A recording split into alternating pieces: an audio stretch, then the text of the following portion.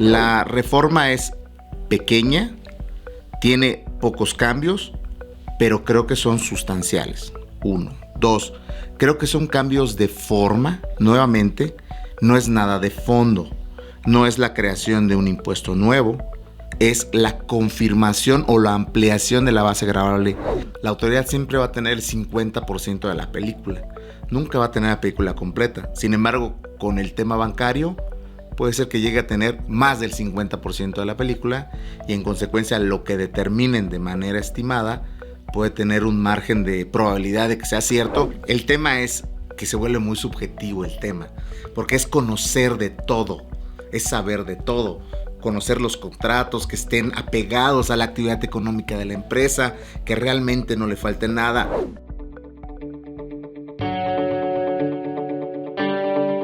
Hablemos Derecho con PDLC, The Bridge to the Solution.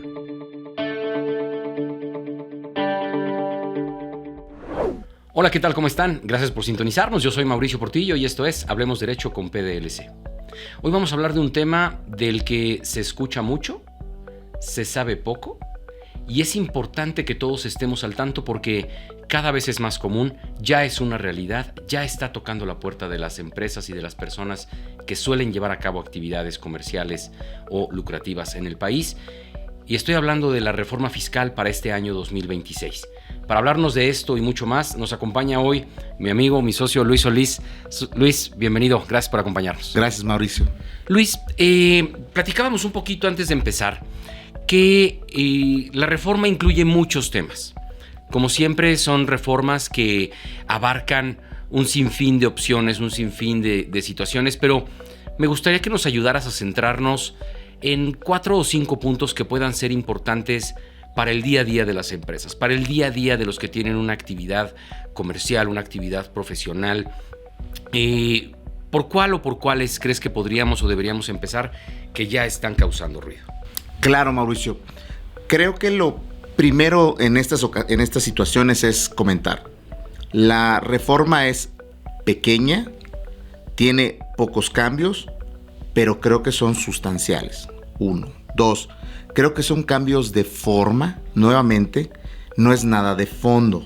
No es la creación de un impuesto nuevo, es la confirmación o la ampliación de la base gravable de algún impuesto que ya sabíamos, pero no estaba 100% claro, ¿no? Entonces, creo que lo principal que hay que tomar en cuenta, repito, 1, es un tema meramente de forma, y 2, a pesar de que son pocos los cambios, sí son sustanciales y creo que sí vale la pena, independientemente que los platiquemos genéricamente o de manera general, sí vayamos al detalle dependiendo si estamos en la situación o no.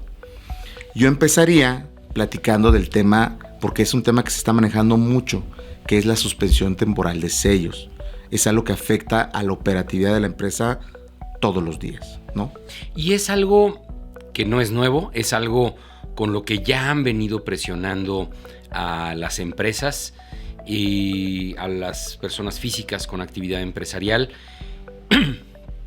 y que ha sido, pareciera, para que la gente resuelva rápido los asuntos, para que rápido entreguemos la información o rápido paguemos lo que según la autoridad debemos, según en estas discrepancias. Cuéntanos, porque empezaba yo diciendo, pueden ser muchos o parecer muchos para aquellos que no sabemos. Me deja tranquilo que digas, no son tantos, pero son importantes. No son tantos, pero tienen peso. ¿Por qué no empezamos analizando este que nos compartes? Claro, recapitulando un poquito, la suspensión temporal de sellos es un análisis que hace la autoridad de manera general, cruza las facturas tanto emitidas como recibidas y de eso da una conclusión y determina si hay o no un impuesto a pagar. ¿Qué es lo que sucede en la práctica? Que te suspenden el sello con el que tú emites tus facturas. Entonces, el inicio es, ya no puedes facturar, ya tienes la información o las diferencias, tienes que aclararlas, posteriormente mandar las aclaraciones y la autoridad decirte si estás en lo correcto o no y levantarte nuevamente el sello. Esa es la situación de hoy. Si lograbas tú aclarar todo o pagar las diferencias que en teoría te estaban determinando ahí, te subían nuevamente el sello y continúas nuevamente con el proceso normal de tu empresa. Hay un tema a comentar. No necesariamente el hecho de haberlo solventado, significa que en el futuro no te vaya a suceder nuevamente por los mismos años o por los mismos meses. Sino porque te lo reactivaron, ya es cosa juzgada y ya no podemos regresar al tema. Es correcto, ¿no?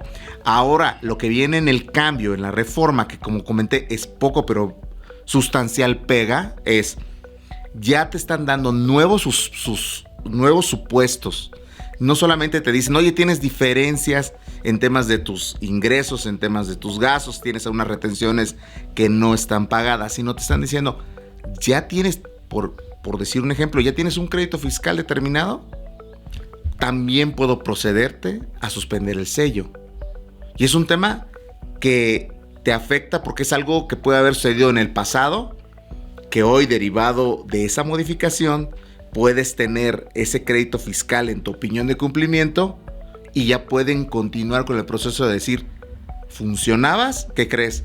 Ahora puedo detenerte y tenerte la suspensión temporal del sello. No estoy diciendo que no se pueda, ¿no? Jurídicamente hablando. Sin embargo, de entrada la operatividad se cuarta, se detiene. Y eso puede hacer y causar un problema muy grande en tu empresa si no consideramos ese punto en particular como otros que existen en esta modificación en el tema de la suspensión. Es que el problema aquí, como yo lo considero, Luis, es que claramente es un medio de presión muy efectivo. ¿Qué pasa con los juicios? Oye, yo no estoy de acuerdo con lo que me estás diciendo, pero antes, mientras litigabas, era una razón o una excluyente para decir no me puedes bajar los sellos. Y mientras eso está pendiente de concluirse, yo sigo operando. Ahora me dices, mientras tu opinión de cumplimiento esté negativa, por la razón que sea, los sellos pueden bajar. Inclusive si lo estás peleando y si tienes la razón o no tienes la razón. ¿Cuál es el problema que yo veo con esto? Que, pues aunque tengamos la razón, nos va a desincentivar de pelear. Nos están, déjame decirlo así, nos están forzando a no, están forzando a mejor llegar a un, sin duda, mal arreglo que un buen pleito. Correcto. Una de las modificaciones que hay adicional a esta de la suspensión temporal de sellos, que creo que viene conectada, es el tema de la autorregularización. ¿Sí? Regularízate. Te tengo una oferta en la Ley de Ingresos de la Federación. Yo te puedo dar un beneficio respecto a lo que debes para que pueda ser menor y te puedas dar un beneficio. Sin embargo, que sea menor no significa que sea el correcto, ¿no? Entonces, eso es un gran punto porque te están dando los dos mecanismos. Te dicen, por aquí te estoy dando el problema y por aquí te puedo dar una posible solución, ¿no? Entonces, hay dos cosas que van de la mano, uno en la Ley de Ingresos de la Federación y otro en el Código Fiscal de la Federación. Te voy a incluir un último punto, que ese es un punto práctico, ¿no? Dentro de la información que te pueden solicitar facturas, te pueden solicitar cruces, pagos, declaraciones, etc. Pero también en la práctica, a partir de enero, está sucediendo que los bancos ya están solicitando la fiel del contribuyente para aperturar la cuenta bancaria. Esa fiel del contribuyente lo único que está logrando es que pueda cruzar la información que sí tiene RFC dentro del estado de cuenta y la que no tiene RFC dentro del estado de cuenta. Entonces, le está facilitando o le puede facilitar a la autoridad el trabajo de la fiscalización para estos temas en específico. Claro, porque al día de hoy, o bueno, más bien antes de la reforma, esta fiscalización empezaba únicamente con CFDIs emitidos y recibidos. Correcto. No se metía a flujo bancario, no se metía, podías haber tenido un error en que si fue PPD, si lo pagaste, si lo recibiste, si te lo pagaron en parcialidades, si no, después todo eso te lo podía pedir. Pero si ahora ya va a empezar a haber esta comunicación con las instituciones financieras, pues claramente se sigue cerrando la brecha de conocimiento de información de cada uno de nosotros. Se sigue cerrando, como lo he mencionado, la autoridad siempre va a tener el 50% de la película. Nunca va a tener la película completa. Sin embargo, con el tema bancario, puede ser que llegue a tener más del 50% de la película y en consecuencia lo que determinen de manera estimada puede tener un margen de probabilidad de que sea cierto en gran medida. ya no es lo que manejábamos antes. Y otro tema es, antes era un preventivo, ahora ya está dentro del tema de las facultades de comprobación. El siguiente punto que también valdría la pena platicar, que es esta famosa verificación express, que es la que platicábamos también, que es el término que se está utilizando para esa revisión, ¿no? ¿De qué va esta verificación express, Luis?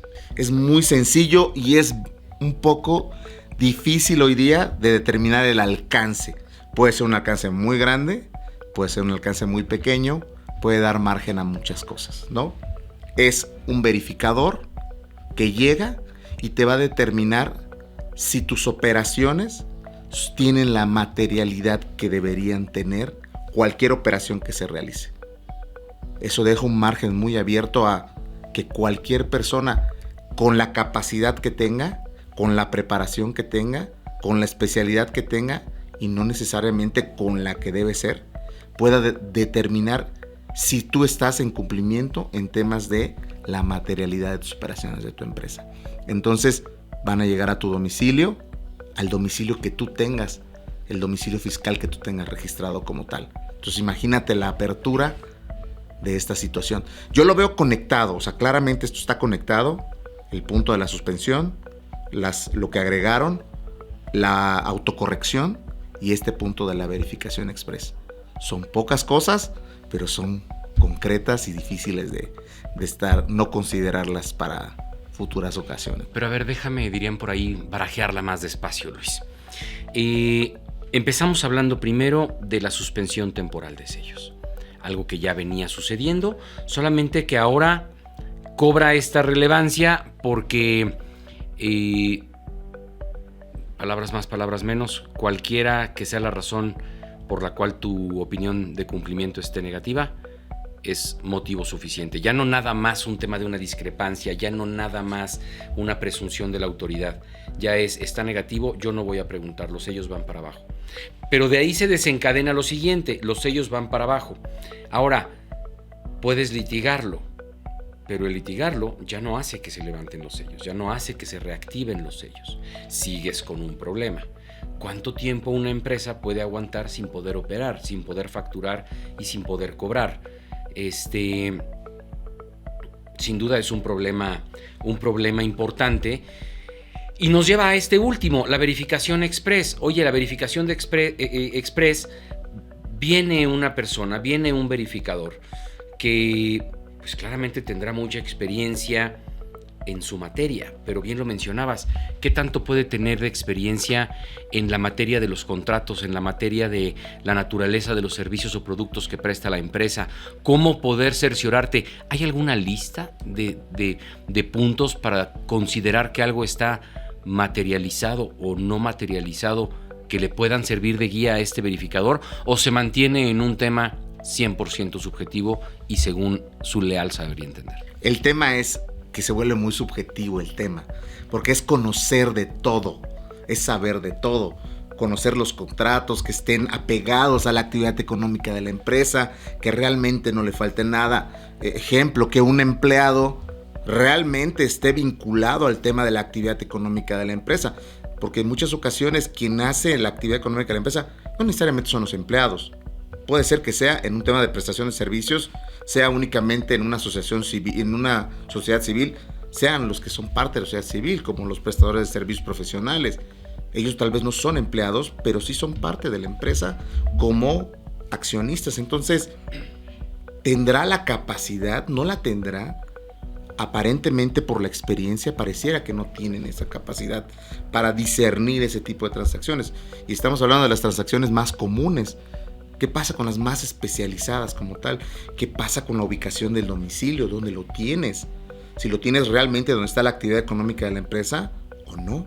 También es que esa es otra, Luis, porque es una práctica muy común que los clientes le pidan a su despacho de contadores, a su despacho de abogados, que el domicilio fiscal lo mantengan ellos. Porque luego en la oficina no hay nadie o no confían en la gente que tienen, entonces el contador, el abogado, tiene el domicilio fiscal de la compañía. Claramente si llegan a la oficina del contador, pues habrá facturas y notas de cargo y abono, y habrá movimientos, y habrá balanzas, pero no hay nada de la materialidad.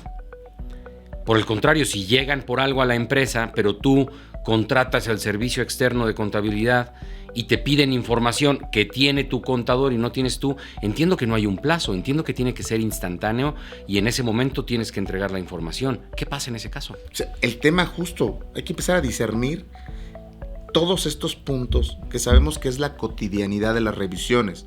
Hoy día existe esas verificaciones donde en las cuales viene el verificador a revisar ciertos puntos en específicos. No solo lo sabemos por un tema, lo sabemos más bien por un tema empírico, más que por un tema que esté especificado en la ley. Esos creo que serían los primeros puntos a considerar en este nuevo cambio, salvo algunas situaciones específicas, pero creo que serían los puntos a considerar. Te voy a poner un ejemplo. Usualmente cuando viene un verificador siempre pide que lo atienda el representante legal o algún empleado que compruebe que es empleado de la empresa a través de un recibo de nómina. Si esas situaciones no se cumplen, no siguen con el avance de la verificación. Imaginamos que ese va a ser uno de los temas ahorita que venga la verificación express. ¿Dónde está el representante legal? Puede ser que esté foráneo, puede ser que no esté directamente en la oficina, puede ser que la oficina haga home office, Claro. puede ser que no sea específicamente porque hay muchos coworking, muchos emprendimientos que son los que realmente sostienen la gran mayoría de los empleados del país. Entonces son de los puntos que tendremos que ir afinando para estar listos al momento de la entrega de la información. Y hay otro punto adicional que yo visualizo que puede pasar y que es pura experiencia lo que te voy a comentar. Llega el verificador y no hay quien le explique qué hace la empresa. Hay quien le entrega la información, pero no necesariamente está la persona que le explique cómo se arma el rompecabezas de información que uno entrega. No, y pensemos que puedes explicar a qué se dedica, cómo lo hace, porque una cosa es a qué se dedica y otra cosa es cómo lo hace, porque bien lo mencionabas. Oye, a distancia tengo empleados en el extranjero, los tengo en home office en gran parte del tiempo, es personal, es en línea, tengo bodega, no tengo bodega, qué subcontrato, qué no, con quién tengo repse, con quién no, qué empleados forman parte de un grupo corporativo, cuáles no. Es mucha información para alguien que atiende de una diligencia y que pueda ser alguien del equipo administrativo y no necesariamente alguien que conozca de fondo, que nos obliga a que haya siempre una persona de alto rango en la oficina, y si no hay un citatorio y esa persona está de vacaciones, y en fin, hay un sinfín de supuestos. Correcto. Para este tema, pero el problema es que esto va de la mano con el anterior. Ok, en ese momento vas a decir, para mi presunción, de que todas estas son... Correcto. Ese es el problema, y como está dentro de las facultades de comprobación, el siguiente paso es el... Te bajo los sellos. Ya estás dentro de la opinión de... porque ya está la determinación claramente con todo el procedimiento que conlleva ese tema, pero se ve el camino hacia dónde está yendo, ¿no? Y si sumamos eso, el tema de el poder regularizarse a través de la ley de ingresos de federación, teniendo ciertos beneficios en los créditos y en los otros accesorios que tiene la determinación del crédito, pues nos damos cuenta que nos están dando el problema y por otro lado nos dan una solución parcial del tema, ¿no? Lo que pasa es que aquí lo que yo considero en este tema, Luis, es que uno se regulariza cuando uno sabe que tiene un problema. Pero no puedo ir a autorregularizarme si un verificador consideró mis operaciones inexistentes solo porque no le dieron la información correcta.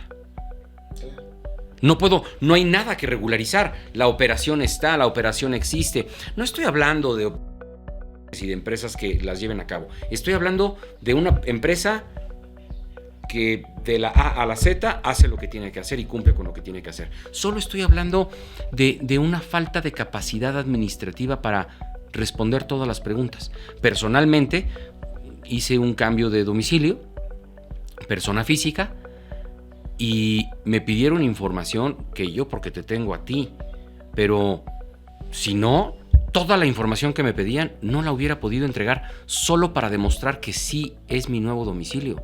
Recibos de nómina, escrituras, comprobantes de domicilio, comprobantes de propiedad, comprobantes de créditos, cuentas bancarias.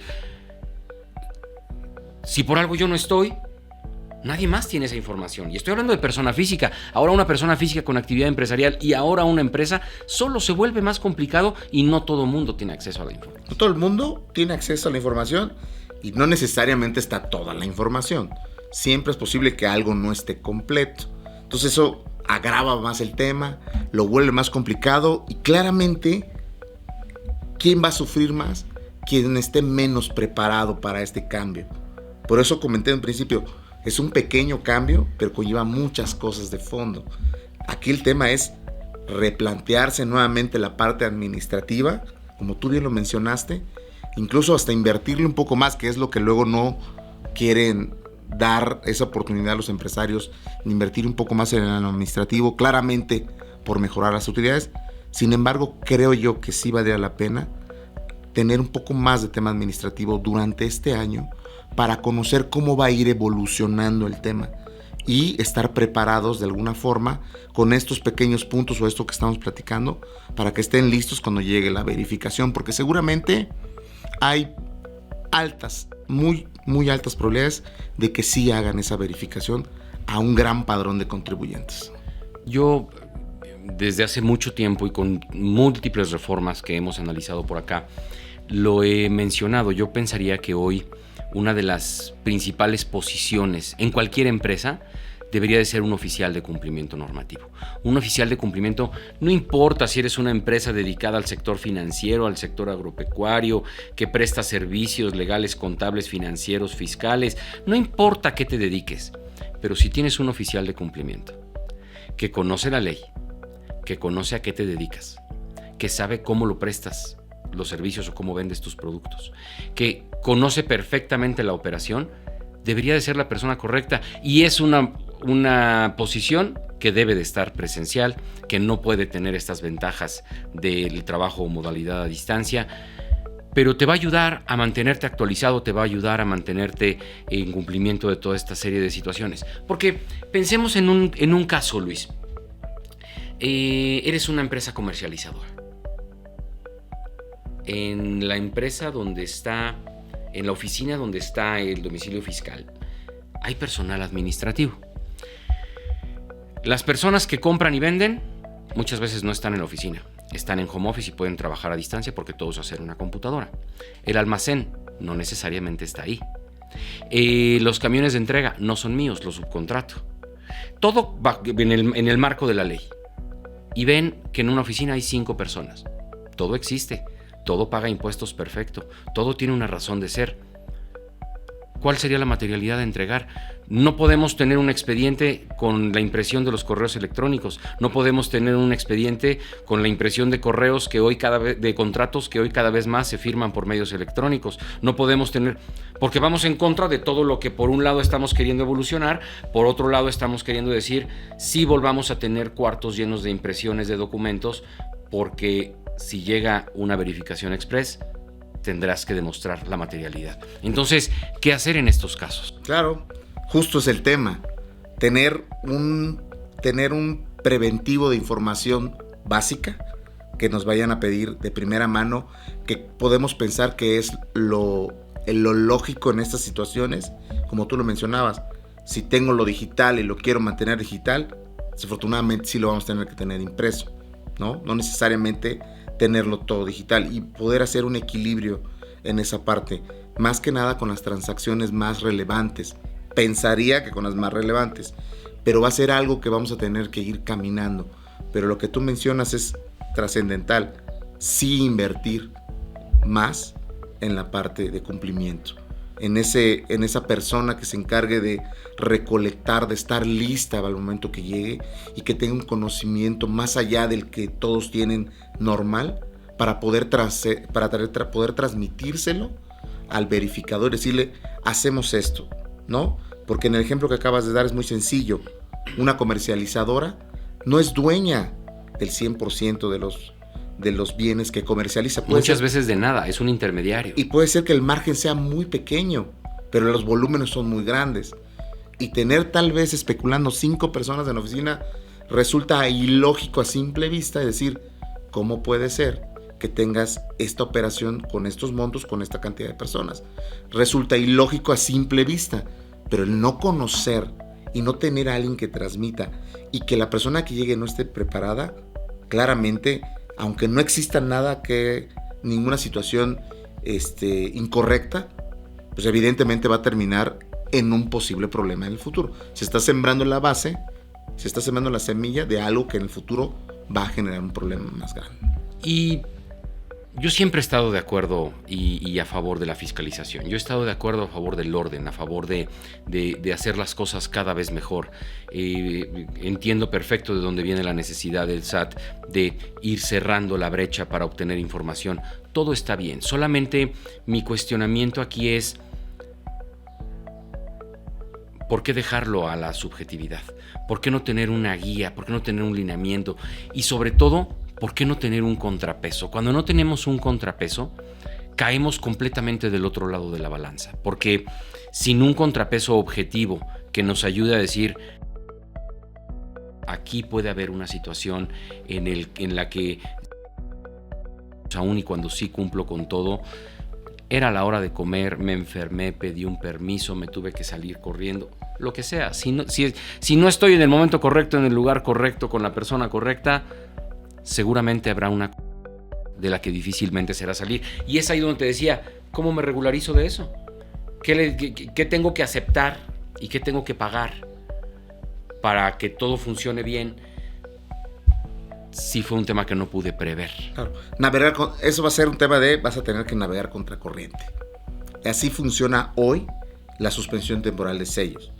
Navegas contra corriente porque ya te iniciando el tema. No te dan oportunidad de poder opinar respecto a las dudas que tenga la autoridad, sino que ya sentenciaron previamente, por así decirlo, o ya dieron un previo de ese tema, por eso te suspenden el sello. Va a suceder, o pareciera que camina hacia la misma situación. Luis, ya platicamos de estos 3 temas que sin duda son importantes, que tienen relación unos con otros. La suspensión temporal de sellos, la verificación express y la autorregularización. Cada uno tiene su peculiaridad, los 3 tienen cierta correlación y unos llevan a otros. Está complicado sin duda. Pero ahorita que hablábamos de las comercializadoras como ejemplo, recuerdo que hablaste de otra que también es muy importante y que no quiero dejar de hablar hoy de este tema, porque cada vez es más grande el mundo de la comercialización a través de medios digitales o plataformas digitales. Cada vez hay más volumen. Mencionabas tú el caso en el que pocas personas transaccionan grandes cantidades, grandes volúmenes, sin que nada pase por sus oficinas, sin que sea una operación de logística interna mayor, pero el volumen económico y de facturación sí es mayor. ¿Qué pasa y qué nos dice la reforma en el tema de los nuevos impuestos a retener en los que comercializan utilizando plataformas digitales? Las plataformas digitales siguen siendo porque todavía no siguen contribuyendo tanto los usuarios que están dentro haciendo transacciones como la misma plataforma en sí, y todavía no tiene apenas está iniciando con esas regularizaciones para poder lograr que cumplan con cada una de las situaciones que ahí se marcan, ¿no? Y está utilizando el mecanismo de la retención. La plataforma le da la obligación de retener a los que ahí operan. Ese es el medio más fácil de la autoridad de decir, tú hazlo por mí, ¿sí? Pero claro, en ese tú hazlo por mí, no se está dando cuenta que ahorita en la reforma le está dando la obligación a las plataformas para que también a las personas morales se les retenga impuesto. Esas retenciones como tal están causando en la práctica, en el cálculo, arrastrando el lápiz, que las cosas no cuadren, que el flujo se acabe, que esté generando tal vez saldos a favor que no son realmente que no son reales del todo. Entonces, ahorita dentro de la reforma viene incluido un tema para las personas morales que transaccionan en las plataformas digitales. Esto ya venía desde antes de que se decrete, antes de que se publique la reforma fiscal, ya venía sonando mucho, ¿no? Esto nada más es una confirmación de que van a tener ahorita que las plataformas digitales retenerle a las personas morales por operar dentro de la plataforma. Que históricamente, y déjame hacer un breve paréntesis aquí, solo se le retenía a las personas físicas. Solo había una retención a las personas físicas, ¿no? Claro. Yo creo que esto es algo que ya hemos visto en otras industrias. Pues quiere que las empresas, quiere que los prestadores de servicios, quiere que ellos son los que le ayuden en su labor del recaudo y no preguntar. El problema es este. ¿Qué va a pasar con los saldos a favor que se puedan generar? Porque hemos trabajado con muchos clientes, nos hemos reunido con muchos amigos y hemos visto que muchas veces los procesos de devolución de impuestos, los famosos saldos a favor, a veces se convierten en un tema tortuoso para aquel que los quiere de regreso. Entonces optan por aplicarlo o acreditarlo para futuros impuestos a pagar, pero si todos los meses vas generando estos saldos a favor, tal vez nunca llegues a poder emparejarte haciendo una compensación de saldos con el SAT. ¿Qué pasa en ese caso, Luis? No tenemos ningún mecanismo que los beneficie en la rapidez de esos saldos a favor. Lo único que van a tener que hacer es ver cómo reorganizar su estructura administrativa, ver cómo reestructurar sus ventas, ver cómo reestructurarse en la plataforma. Yo entiendo que este tema puede chocar porque puede ser la parte fundamental del ingreso de la empresa. Sin embargo, no tenemos un mecanismo hoy día para poder aprovecharlo de manera rápida y poder capitalizar a la empresa y que regrese ese flujo de vuelta. Entonces, sí va a resultar algo pareciera que va a resultar algo aunque lo llamemos saldo a favor, sino prácticamente va a ser insistir de manera normal, como cualquier contribuyente, al momento de tener un saldo a favor con alguna devolución. Claro, porque el problema de esto, te digo, es que esa cuenta va a generar cada vez más todos los meses. No necesariamente te lo van a regresar con la misma frecuencia, no lo puedes aplicar y compensar con la misma frecuencia. Y el problema, creo yo, va a estar en lo que mencionabas, que es el flujo.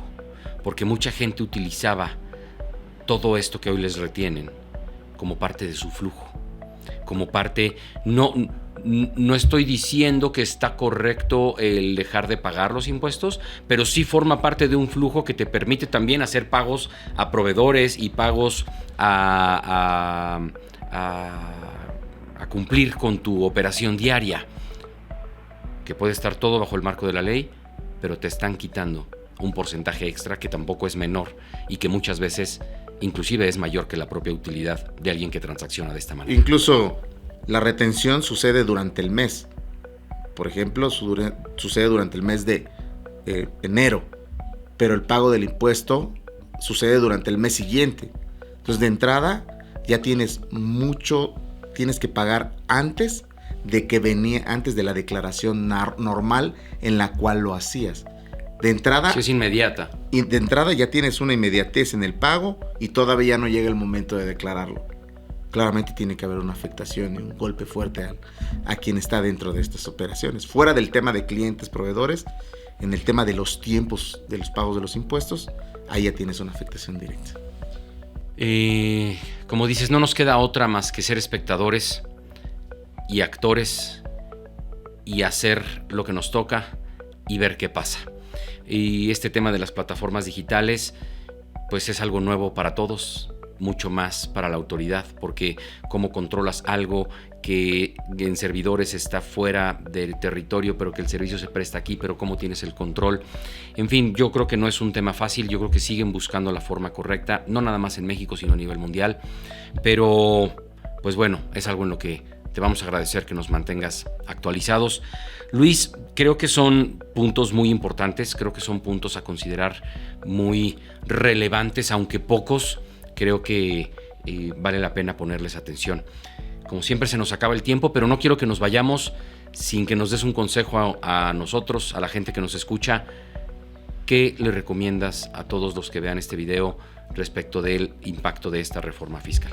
Creo que hay que invertirle mucho a los temas que la autoridad está replicando ahorita en los análisis. Esos puntos que la autoridad está analizando, sí podemos dar un paso nosotros antes de que ellos lleguen, para poder tener alguna alternativa y una solución rápida, una respuesta inmediata. Pero hay que hacer un previo. Creo que hoy es lo que tenemos que hacer un previo, un análisis antes de que la autoridad nos toque la puerta, para tener un cómo responder de manera inmediata. Creo que eso nos puede hacer toda la diferencia del mundo para que no perdamos nuestra operatividad y podamos seguir funcionando. Muchas gracias, Luis. Y yo, sumando a esto que dices, lo único que diría es, además del autodiagnóstico del que hablas, es insistir en este oficial de cumplimiento. No tiene que ser un abogado, no tiene que ser un fiscalista, no tiene que ser un contador, aunque si es alguno de estos puede ayudarte, puede ser de preferencia interno, con el que ya cuentes, y si no, contratar esa posición que te ayude a mantener la empresa actualizada, con todos los cambios, con todas las reformas, con todas las actualizaciones, que conozca el funcionamiento, que sea esta cara ante cualquier autoridad que toque la puerta, porque no podemos hoy darnos el lujo de que la autoridad toque la puerta y no haya alguien que pueda responder las preguntas. Correcto. Luis, gracias por tu tiempo, gracias por acompañarnos como siempre. Espero que nos veamos pronto con más noticias de este tema. Gracias, Mauricio. Y a todos ustedes que nos acompañaron, gracias por sintonizarnos. Recuerden, yo soy Mauricio Portillo y esto fue Hablemos Derecho con PDLC. Nos vemos en la próxima. Hasta pronto. Esto fue Hablemos Derecho con PDLC, una conversación legal a tu altura.